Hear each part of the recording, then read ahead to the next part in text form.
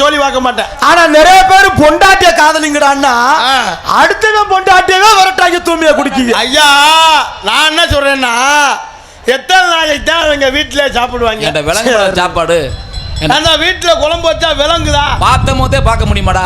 அதுக்காகத்தான் அவங்க வீட்டிலே சாப்பிடக்கூடாது ஹோட்டல்ல சாப்பிடுவோமேன்னு சாப்பிடுறது. நெசமாவா? ஆனா நல்ல சாப்பாடு காத்து வேற நல்லா வருது.